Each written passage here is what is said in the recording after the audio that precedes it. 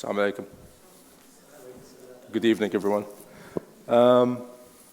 Okay, that's good because I did change a little bit of the slides.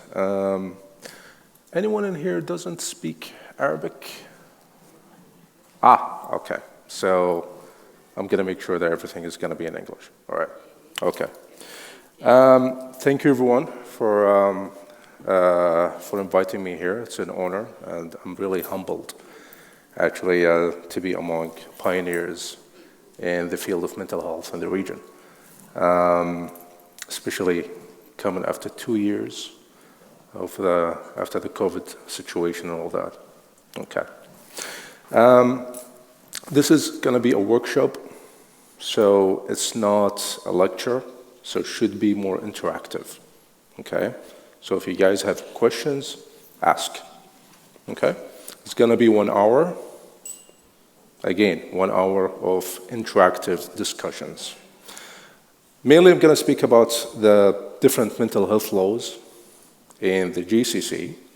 Of course, it's going to be difficult to talk about all of them, okay, and all the sections and all, but just for us to have an idea about the differences between them and the basic knowledge of why we do need a mental health law, okay? Okay, so just a little bit of the objectives of the whole workshop. Going to talk a little bit about historical background about mental health legislations worldwide, analyzing the GCC mental health laws, comparison with the regional and international mental health laws, and reading and applying some legislations into practice. How can we read a mental health law? Okay. I do the same talk to different crowds, of course, with different contents, from public prosecutors in Kuwait. I do teach judges and public prosecutors وكلاء نيابة. When I was also working with the Mosley, 2019, we did a couple of workshops to Dubai police about forensic criminal responsibility and that. I did similar talk to the International Forensic Institute, mostly Canadian groups, about different types of mental health laws in the GCC and comparing that with the ones in the UK and Canada, mostly. Of course, teaching the psychiatric residents in the Kuwaiti resident board, and the law students at Kuwait University. And finally, humanitarian organizations, like Doctors Without Borders, in which I'm a member with. Okay, some historical background, and this is something Dr. Sadiq actually touched about. Mental health laws. Why do we need a mental health law? Or do we really need? I mean, we still, until recently, we didn't have a mental health law in Kuwait. A lot of countries in the GCC, they still don't have mental health laws. Do we really need a mental health law? And how did it even start, the whole concept? This started actually with the asylums, as Dr. Sadiq just mentioned. In the past, most of the asylums, the mental health, used to be called the lunatic asylums. They used to be private. It started mainly in the 17th, 18th, and 19th century. And it was a business called actually the lunacy business. So anyone who has a patient with mostly schizophrenia, all that, the family, they couldn't take care of him, just put him in an asylum, okay? And the families used to pay for that. And there were different levels of asylums. Asylums for the poor and asylums for the rich. And of course, you can imagine the asylums for the poor, patients were mistreated. The asylums for the rich, they had better services. Okay? So back then, those asylums or madhouses, they were not regulated. The first actually known mental health act was the Madhouses Act. in the UK in 1774. The idea of it was to regulate those madhouses. And that's when the Royal College of Physicians, yes, there was a Royal College of Physicians back then, they intervened and they gave licenses to those madhouses. Okay? And this license used to be renewed. And then a committee from the Royal College used to go and check those madhouses. Okay? So this is how the concept was. And also, as you can imagine, those madhouses used to be used for political reasons. Anyone who was against the country, dump him there, right? This is how the whole concept of the idea came in, that there were a lot of patients in those madhouses who were really against the governments and all that, which was, part of it was true, okay? Later on, the country started to introduce government madhouses, okay? That's when the law came in 1845. So the country started building government asylums instead of the private ones. But at the same time, the expensive madhouses remained for the rich who can afford it. And then the public madhouses, or the public hospitals basically, they were more just for the poor, the ones who could not afford the rich madhouses. Okay? One interesting thing about the mental health laws and why the whole world started to talk a lot about the need for mental health legislations is after the World War II. I don't know if you guys heard about a program by the Nazis called the Action T4. So the Action T4, and this is one advertisement for the Action T4, basically was saying that comrades, talking to the people, the Germans, all those people with intellectual disability, all those people with schizophrenia and all those, they are a burden to the society. You are paying from your taxes for them. We need to eliminate them because they breed into intellectually disabled kids. So this was the belief that back then, all mental disorders were transmitted into like the Mendelian hereditary type, so 100% of transmission rate, which was, of course, wrong. So during that time, around 700,000 intellectually disabled and schizophrenic patients were actually killed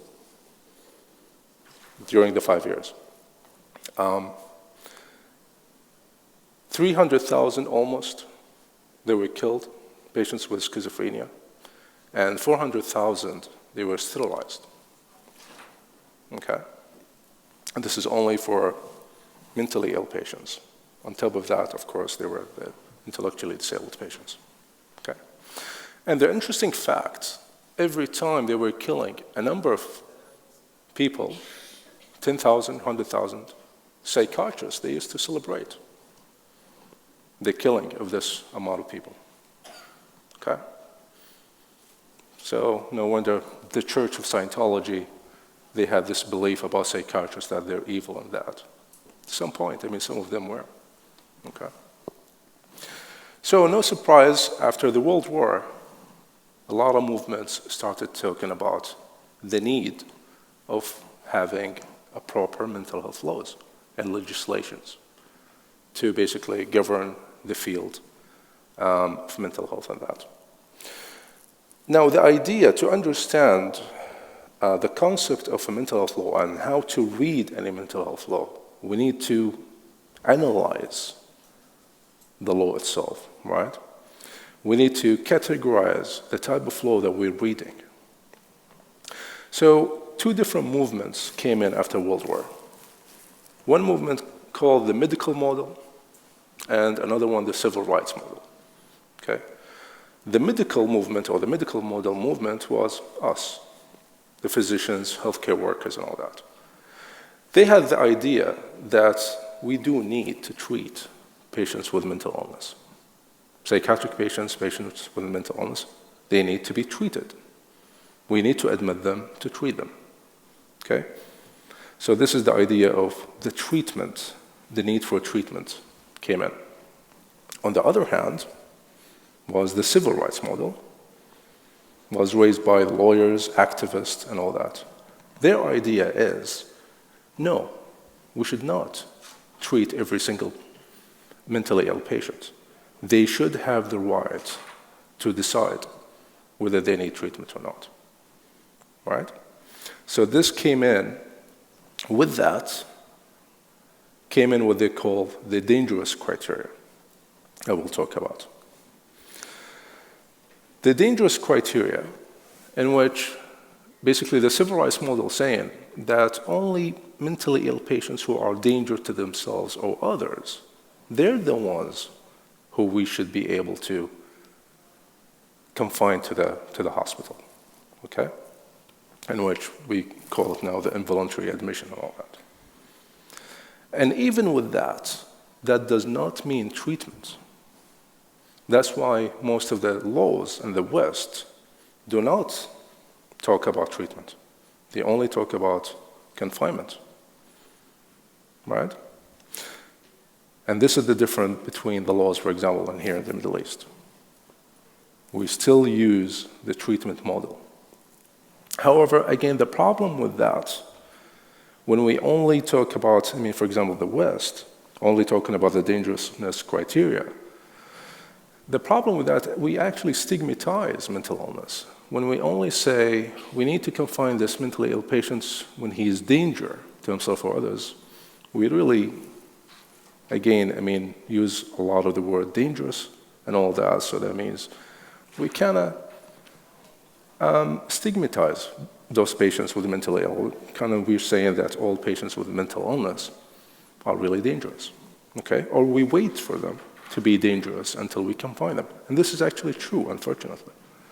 Because, most of studies, they did show, on average, there's 5 month to 6 month delay when the patient really needs a treatment and when he becomes dangerous.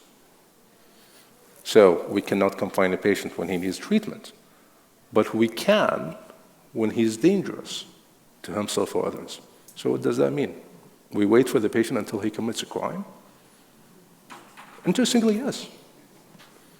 And this has honestly happened a lot. Anyone who's practiced in the West, this is the message they tell families.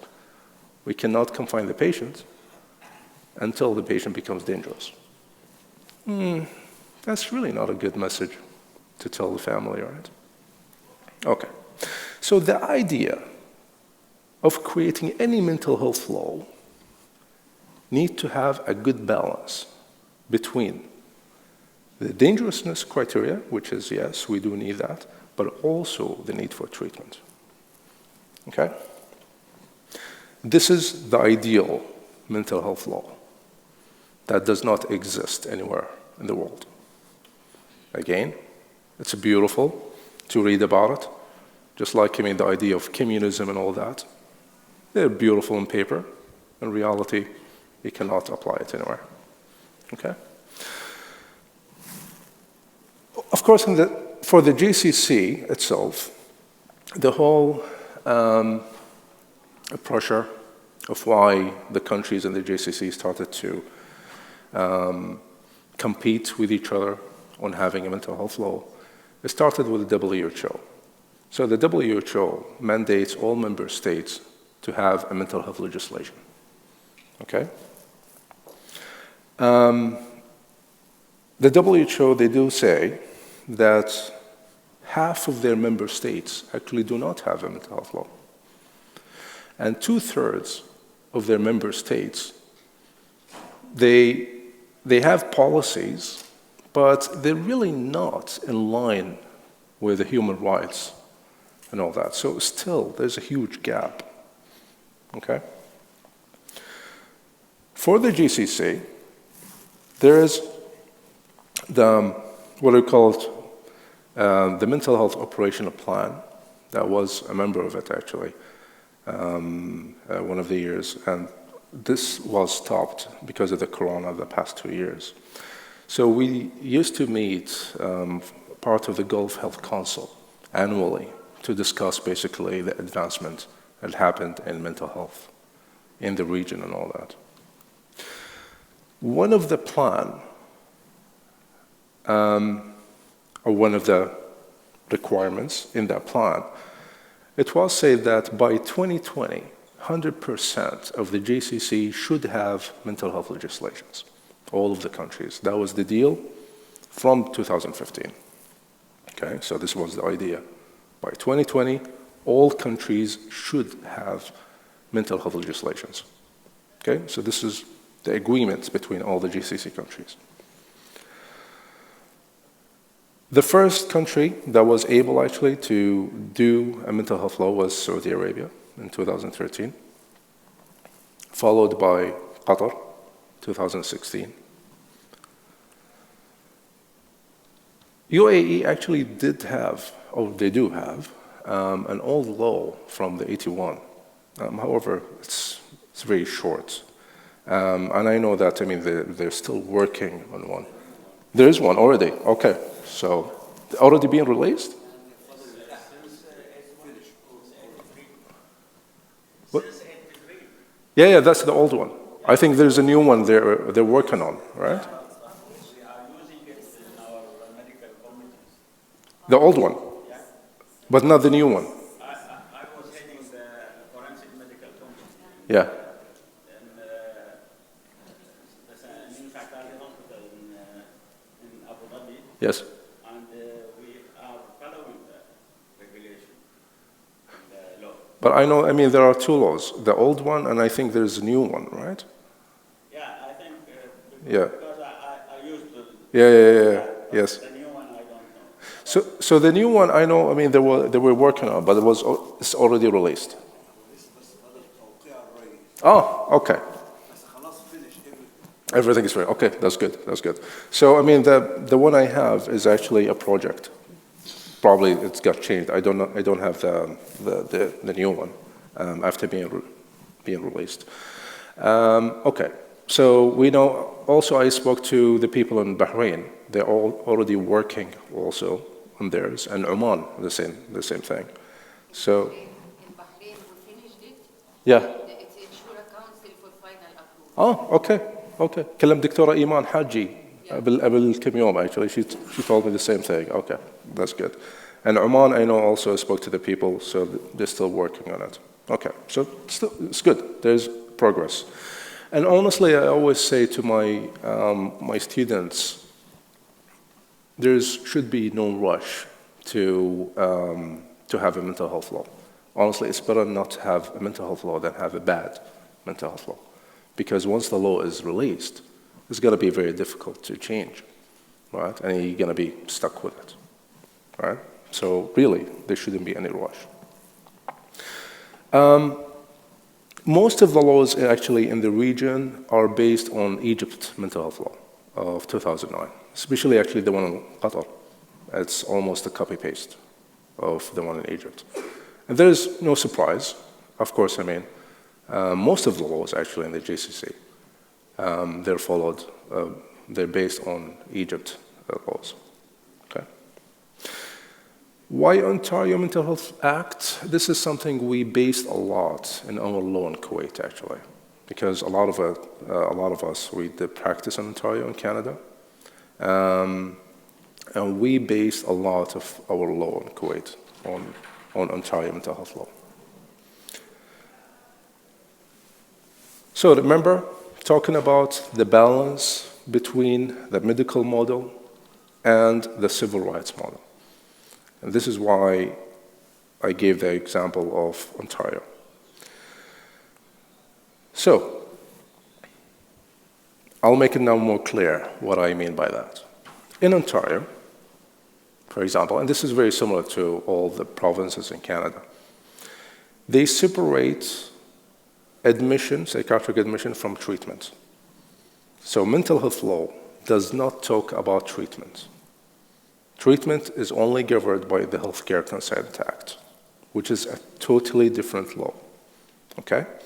So mental health law only deals with admission. What does that mean? Only if a patient is dangerous, he can be confined. But he cannot be treated. To be treated, he needs this patient to be incapable regarding taking decisions. Okay? And with that, they need a review board, or what they call, for example, in Canada, CCB, the Consent Capacity Board. Okay? There was a famous case in Canada called Stanford. He suffered from schizophrenia. He was extremely smart that every time he was admitted, because he assaulted his wife, his kids, and all that, so he was admitted on the dangerousness criteria, but he really knew what to say. So he was refusing treatment every time, and every time the doctors found him capable. He stayed in the hospital, confined against his will, for 6 years without any treatment. Why? Because the laws, they could confine him because he was dangerous. But at the same time, he was capable. Say, no, I don't want treatment. So this was the problem, having a law that only talks about the dangerousness criteria and not talking about treatment, right? So Ontario health law and most Canadian, actually Americans, are an example of the civil right model, okay, which is one extreme. Okay, let's take an example of laws in the GCC. Let's take one example, Qatar. So why he is admitted to the hospital? There is no need for his treatment. Good question. He was admitted. He can be confined to prison. Well, no, because he was admitted under the forensic, because he did commit a crime. He assaulted his wife. Yeah. Okay, so he was found not responsible. He was giving the report. Yes, he was found not responsible On what basis? because he has schizophrenia. So he had delusions. So he has to be treated. Well, no. Well, exactly. Here you would treat him, but there they wouldn't. And this is the government, right to treat dangerous patients when they exhaust them as schizophrenia. In an ideal world, yes. But in the West, for example, in Ontario, they were not able to treat him because he was capable. In England, they are allowed to treat. I don't know. I didn't practice in England, honestly. I practice in England. Yeah. I think as far as he is admitted to hospital, saying that he is schizophrenic and dangerous to the community, Yeah. he has to be treated. Not necessarily. Again, not every, because being dangerous does not mean he needs treatment. Okay? Again, that's usually the laws there. That's my schizophrenia. Yeah, but if he's capable, if the patient is able to basically understand and appreciate the nature and consequences of the treatment, As far as his schizophrenia, he is not able to understand the consequence of not necessarily. Not every patient with schizophrenia is incapable. I mean, it depends on the level of schizophrenia. Yeah, if there's positive symptoms, so he has to be treated. Yeah, I mean, Obligation of the country to treat. see, again, I mean, a lot of my patients, for example, who have schizophrenia, they are capable regarding treatment. I don't force my treatment on my patients. I mean, I do ask them. Anyway, that's a really beautiful question, and we'll get back to it. It will become more clear. Okay. So we have, on one side, for example, most of the West, where there's civil rights model, okay? So saying that we only confine patients who are dangerous, but treatment has nothing to do with confinement. However, let's take one example, Qatar law. Are you guys applying the law? No, not yet. Not yet.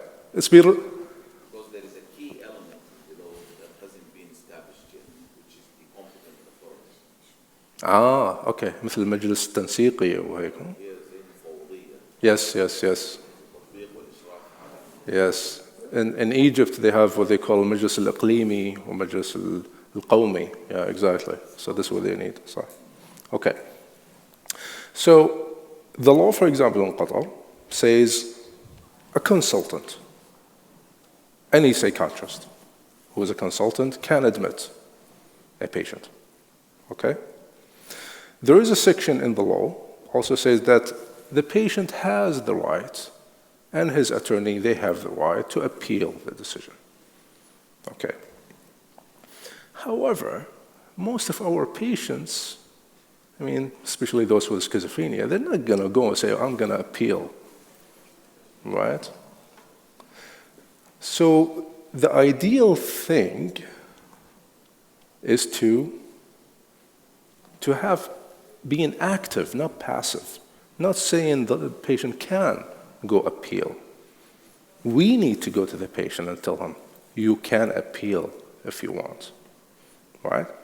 So in reality, our laws are mostly still following the treatment model, in which we say any patient who is mentally ill needs to be admitted and treated. Even one consultant can admit a patient and treat him. That's really not the best, right? So again, we're actually seeing two extremes in here, right? So the ideal law, again, needs to be in the middle. A little bit about the law in Kuwait. Usually with any law, if you want any law to be enacted in a country, you need to create a whole media around it. You need to persuade legislatures that they need this law, okay? So in reality, all the government officials will say, why do we need a mental health law? I mean, we're okay. I mean, you guys have your hospitals, just admit their patients and that's it. So it is our task to go to those legislatures and parliament members, government officials, to convince them that you guys do need the law. Because what's happening, for example, in the hospitals is not right. A lot of patients are being confined against their will. A lot of patients are being released, and they still need to be treated, right? They need to know that. So this is what happened we created a big mental health campaign in Kuwait in 2018 and 2019 that we had actually parliament members who were very active in this. Yeah. The Mental Health Act draft, the first draft in Bahrain was done by one of our senior colleagues back in 1990, Wow. tailored on the UK one and the Egyptian one. And then it kept every 4 years going and coming. That's a problem. Until two of our psychiatrists, ladies, Yeah. got elected in the parliament. See? And immediately they started. That's how you do it. to go there and sit with the legal advisor. Exactly. And it went. Exactly. That's how we do it. A lot of people, they think, I mean, we start from the bottom and then convince the higher authorities. No, actually, we start from top. We need to go to the top authority and convince them, no, we do need this law, right? This is how it works. So in 2018, we were able actually to have a lot of human rights organizations with us. Okay, and that's actually what pushed us, what pushed the idea of the law. Members of the parliament, and of course us, the mental health workers. This was the draft that we were working on in 2018. And this is the historical moment when it got approved. This is a picture of me with Dr. Adil Zayed, the head of the addiction center. He's actually retiring in 6 months. And that's the Minister of Health. This is just the beginning of the law itself. And for every law, we need what we call the Procedural Decree, اللائحة التنفيذية. This is done usually by the Ministry of Health, by the government, in which it gives the details of how we apply the law, okay? So when the law is, inshallah, released in the UAE, then later on there's going to be اللائحة التنفيذية, Procedural Decree from the Ministry of Health, in which it's going to give the idea of how to apply the law. They will do the same thing. المجلس التنسيقي, المجلس الاتحادي, وغيره. There's going to be this body that's going to govern how to do the law itself or how to apply the law. Okay.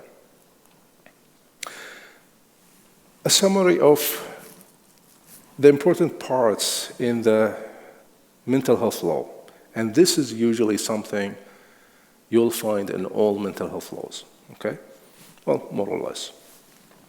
So all mental health laws usually talk about an assessment period and an admission period. The first period, which is only for assessment, is usually 72 hours. I know the project in UAE is also the same thing. Actually, no, it's 48 hours, I think, in the UAE, if I'm not mistaken. The same thing in Qatar, in Saudi, it's also the same, 72 hours. But this is up to 72 hours. Can be 1 hour and can be 72 hours. So this is the time when I assess the patient, usually in the emergency. And based on that, I decide whether to admit the patient or not, okay? Then there is a criteria for involuntary assessment and the criteria for involuntary admission, which is usually based on the dangerousness criteria. So I assess a patient when he is dangerous to himself or others. I admit a patient involuntarily because of a mental illness that's causing him to be dangerous to self or others. Okay? Involuntary admission is usually in Kuwait up to 2 weeks with approval of the board. We're going to talk about that. What do we mean by the RCB, the board? Okay? So the first admission is 2 weeks, then 1 month, then 3 months, then 6 months.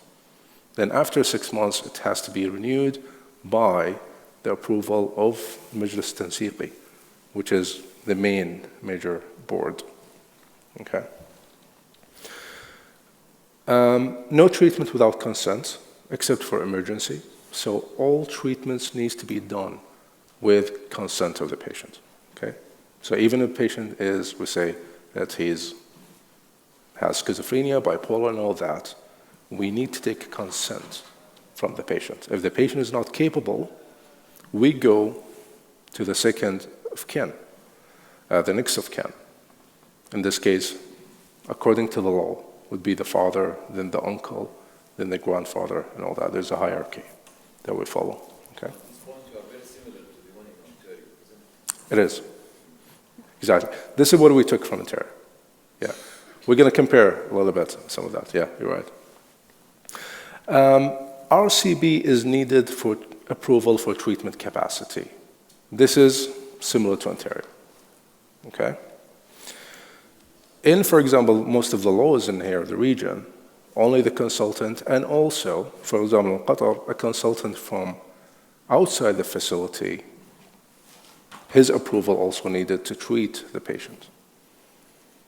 In Kuwait, for example, we made it that any patient, I can deem him not capable, but I have to convince the RCB, which is the Review and Committee Board, that the patient is not capable. Okay? So that's what they say, the onus on the party raising the issue. هو عاتق الإثبات. On me, on the doctor.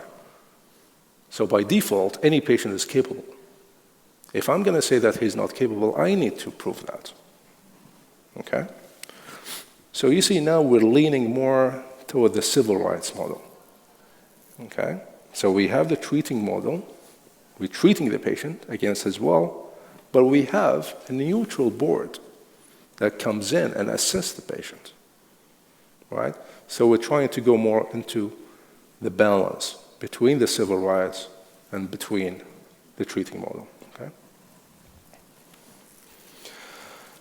This is exactly what the idea was, Review and Capacity Board. This is something that actually we created in Kuwait even before the law. In 2017, we were working without the law. We created something internally. We said we don't have a law, but at the same time we can try to at least protect the rights of the patients. So we created this neutral board in which sees all the patients being involuntarily admitted and the ones who are deemed incapable. So they meet with the patients and they meet with the physicians and they decide whether what we're saying is true or not. Okay? So in that way, the board basically protects the rights of the patients. For what? Well, now it's law. Now it's under the law, the Review and Committee Board.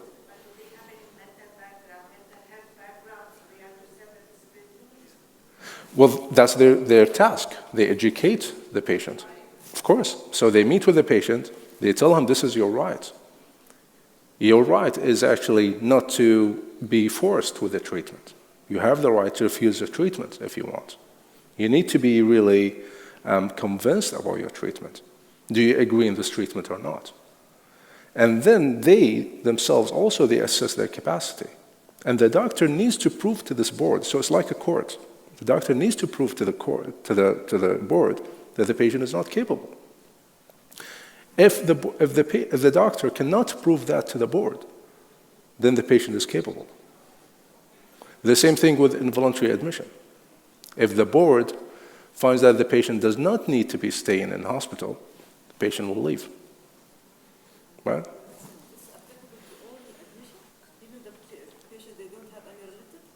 Involuntary admission, every single patient who is above 18. فالقاصر, of course, قاصر, will be under 18. But above 18, all of them. So this board, it's boards actually, not just one. So they meet with every single patient who is being admitted involuntary. Yeah? And this is what's being done also in Canada, the States, and all that. So again, we're not reinventing the wheel. It's the same thing. Okay, now we'll talk about a little bit of the differences in the laws in the region. Definition of a mental disorder. What is defined as a mental disorder? تعريف المرض النفسي. Okay. Of course, if we go to the DSM-ICD, there's going to be one definition, but that's different than the definition in the law, right? There's a legal definition, and then there is a medical definition. Okay. So, the law in Kuwait, for example, says a mental disorder is a psychological or an organic brain condition resulting from a disturbance in the psychological or organic functions that affect the functioning of the person in his social environment, excluding alcohol or illicit substance abuse. So addiction is not a mental disorder. Okay. Saudi. Exactly the same thing, except also they say excluding addiction and intellectual disability. Okay, so intellectual disability is not a mental disorder in Saudi. What about Qatar? In Qatar, it's almost the same thing, however, does not include personality disorders. So wait a minute here. We have 3 different laws with 3 different definitions. So in Kuwait, addiction is not a mental disorder. In Saudi, addiction is not a mental disorder. Also, intellectual disability is not. In Qatar, personality disorder is not. Also the same thing in Egypt. Personality disorders are not. يتفق العرب على ألا يتفقوا. I guess even the definition of mental disorder. Is that important though? It is. For us, for example, working in forensic, the first thing we need to see if a patient commits a crime, we ask, did he suffer from a mental disorder or not? So by definition, if I'm in Saudi Arabia, intellectually disabled are not mentally ill. In Kuwait, addicts are not mentally ill. In Saudi and Masr, patients with personality disorders are not mentally ill. Okay, so what if a patient with intellectual disability commits a crime? He's not responsible, or is he responsible? So by definition, he becomes responsible. Okay, what if borderline patients threats to cut herself where suicide is a crime? By definition, it's not mental disorder, so she becomes responsible automatically. Okay? Let's take Ontario, for example. What is the definition of a mental disorder? Disease of the mind. That's it. Why complicate things, guys? Just make it disease of the mind, right? Which is left for the judge to decide the definition of mental disorder. It's how it's supposed to be. This is, again, it shows you a little bit of the politics. This is exactly what we were doing when writing the law. There was a huge movement against including addiction as part of the definition of mental disorders, right? So honestly, we had to surrender because it was either we surrender or salvage the whole mental health law. So sometimes it's a game of you need to balance, right? So that's why it's really important to know the details of the laws you're reading, guys, right? Definitions and the small details of that.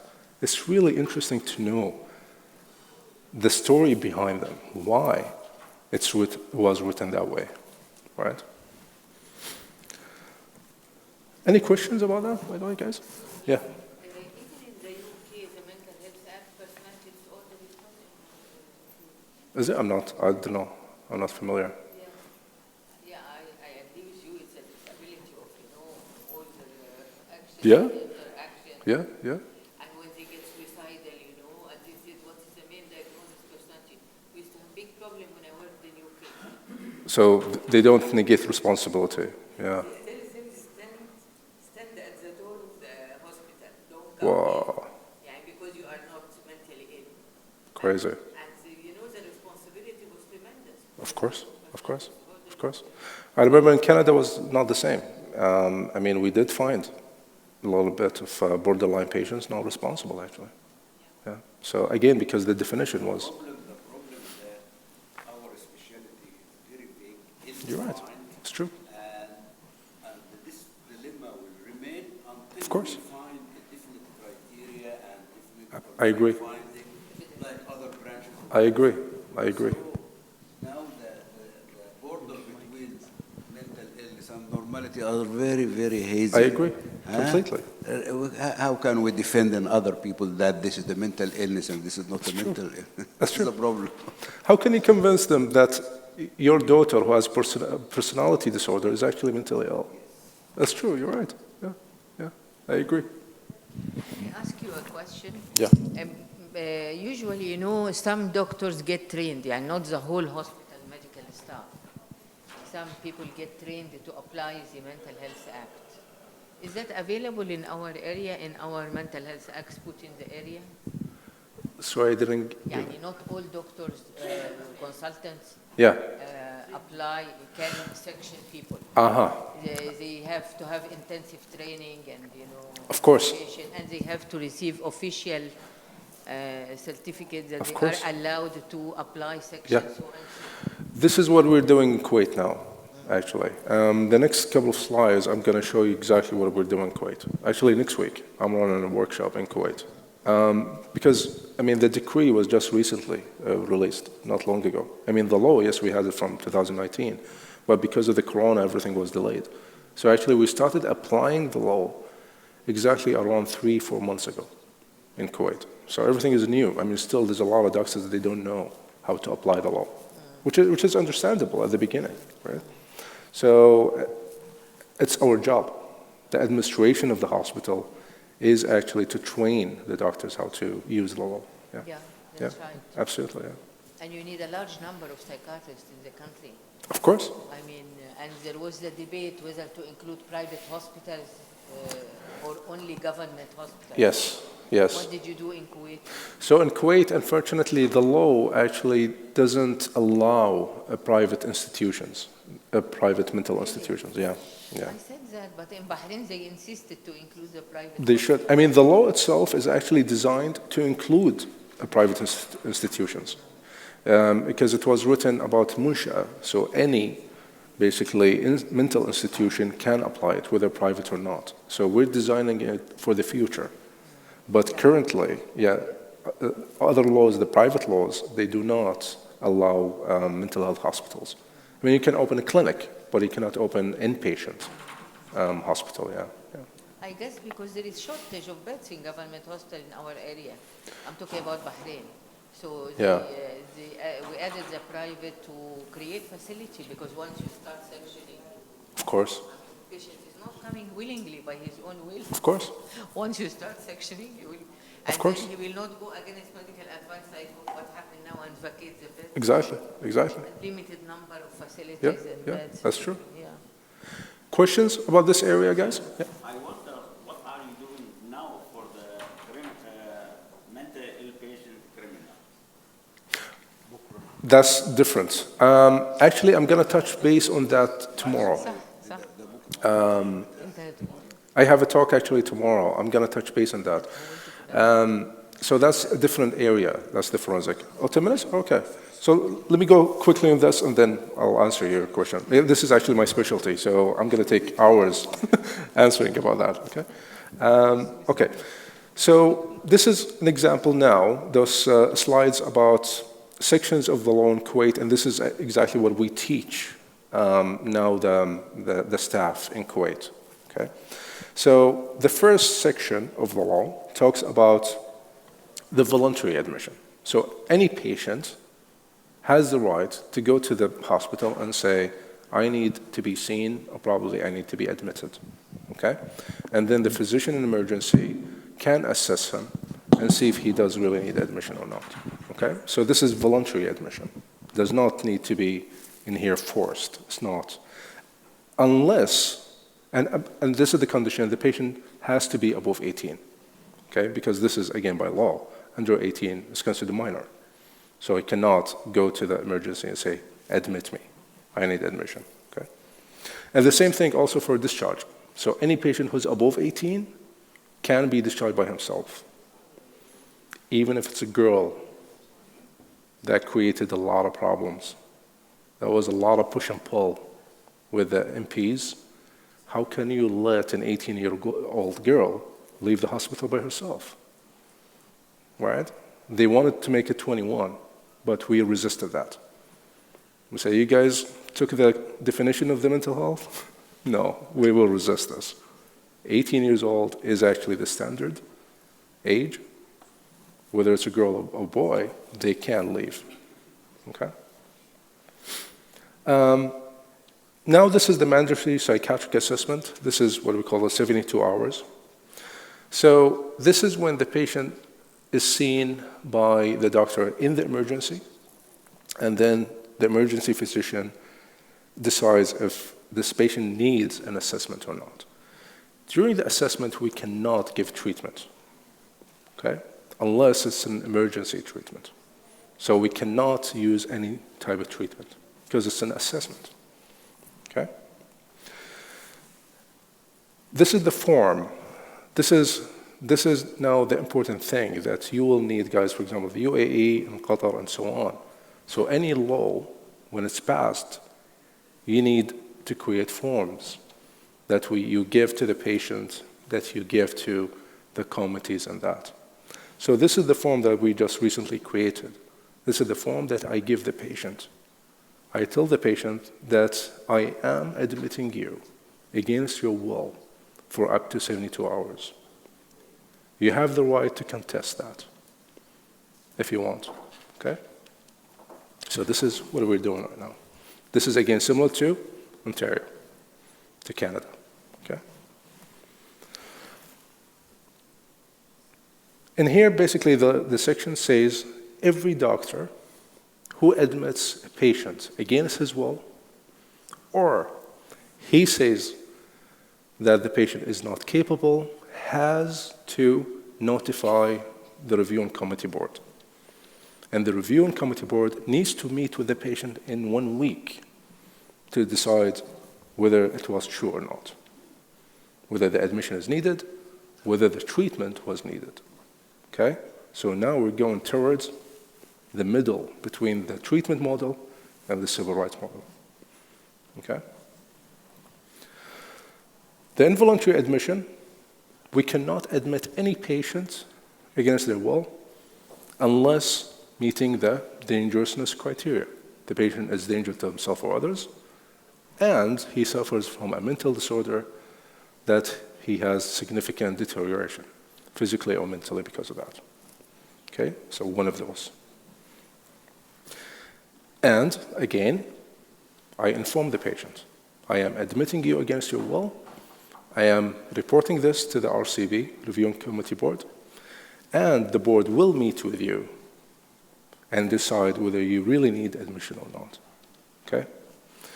Let's say that the board agreed with the doctor that the patient actually does need admission. The patient still can appeal their decision. And he goes, okay, I have 4 minutes left, guys. So he still can appeal that decision to the legal board and to the court also. Okay? Then, as I mentioned, that involuntary admission starts with 2 weeks. After 2 weeks, we can extend that to 1 month. After 1 month, we can extend it to 3 months. After 3 months, we extend it to 6 months. Every time we extend, the RCB, the board, meets with the patient. And every time the board needs to agree that the patient needs to be admitted. You see how much, time we're giving to protect the rights of the patient. It's time-consuming, it's resources-consuming, but we have to do it right. Okay? So still we combine voluntary admission and treatment in the law. Of course. If you admit the patient voluntarily or involuntarily, Yeah. compulsory, you have to treat. It's not you have to treat. Because in the law, But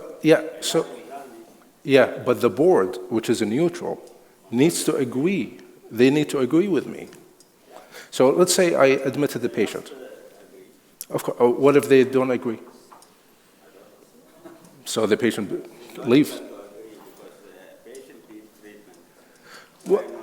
Well, again, the board is a neutral. Okay, the board is not just made of doctors, psychologists, legal advisors. Yeah. involved in the governmental hospital, psychiatric hospital. Yeah. And we used to see the patient and decide that the patient is suffering of so and so, and he was under the influence of delusion or hallucination.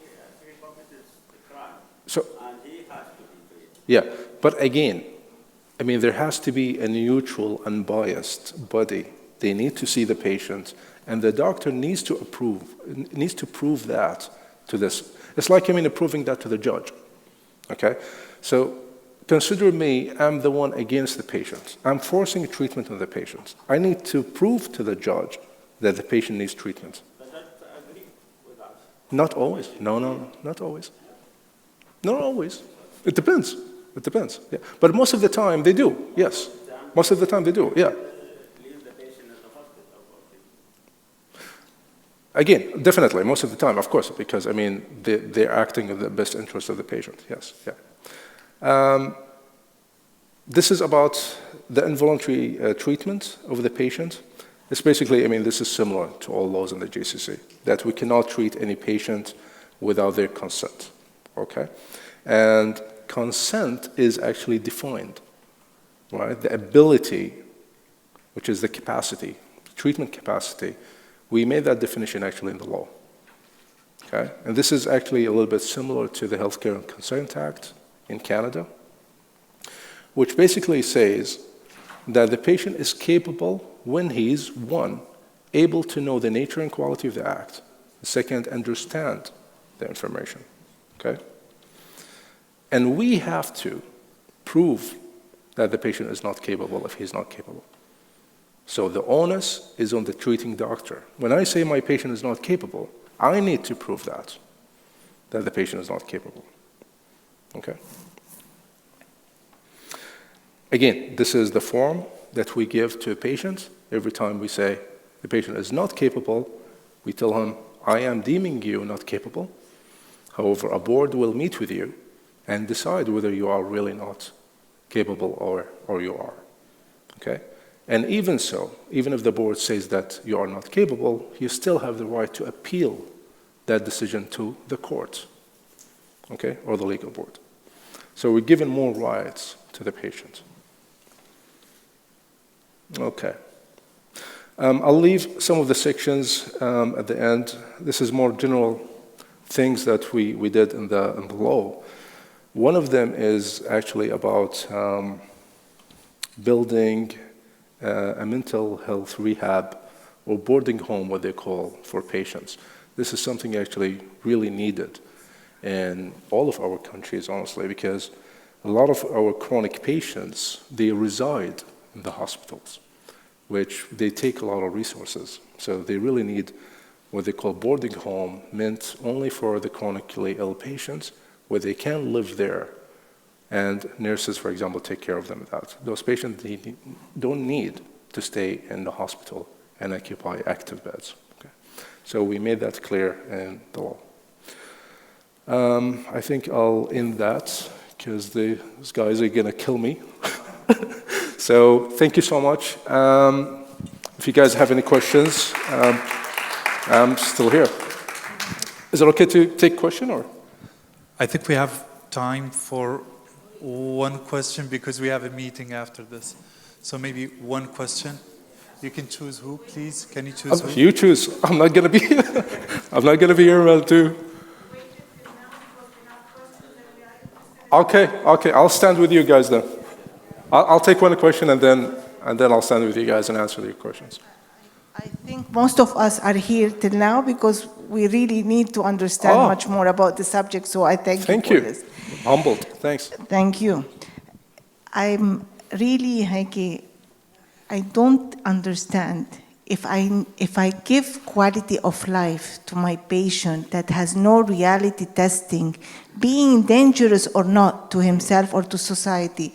Why shall I be ليه بده يكون في impediment يعني why should it not he receive his حقه يرجع على حياته يعني because he's not aware that he's delusional or not aware that his hallucinations are not real, and when he comes back to his life he becomes functional بس بده ياخد حبة الدواء إنه where does the law forbids me يعني بتمنعني إنه أنا أعطيه his treatment. Why?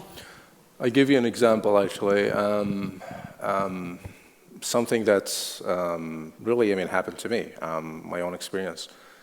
A patient who was 17 years old, that happened almost 2 years ago. He was really psychotic. He came to us and we told the parents that he does need admission, he does need treatment and all that. But that time, the family, they insisted for him to leave. And he wasn't honestly that dangerous at that time. To know later on, after 2 weeks, that he actually killed his mom. He bought knives and he did actually kill his mom. He had the delusions that his mom was not his mom, was an imposter.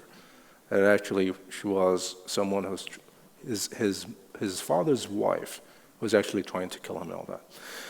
The dilemma will continue on, right? There's a lot of those human activists, they will say, no, we need to respect the rights of those patients, even if they are really patients, but we need to respect their rights.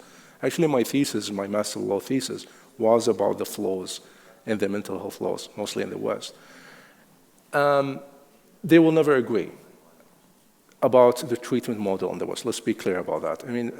Probably it more stemmed from, again, the movements happened after the World War, right? And they're still moving to that direction, that patients still need to have the right to choose their treatment. But again, we need to continue advocating those patients and their families and that's about the need of treatment. This is what we do. Sometimes, honestly, I remember when I was practicing in Canada, I used to literally say to my patients, the families of my patients, that unfortunately, you cannot admit this patient until he becomes dangerous or he commits a crime. Really. We used to say that. But anyway, that was the fact. I'll answer you guys the questions. Yeah, just a quick question. Habib, Thanks because for of the informative presentation, Dr. Thank you. Hamoud. Just from my experience with the Irish and the UK mental health legislation, there is an embedded procedure of review following implementation. Yes. So to find out any teething problems, practical problems, and to review the law at a later stage. Yeah. Is there anything like that in the region here? This is number one. Number two, the inspection of the mental health facilities. Is that part of the duties of these committees? Good question. Honestly, good questions. The first question, yes, there is. This is what we call the legal board.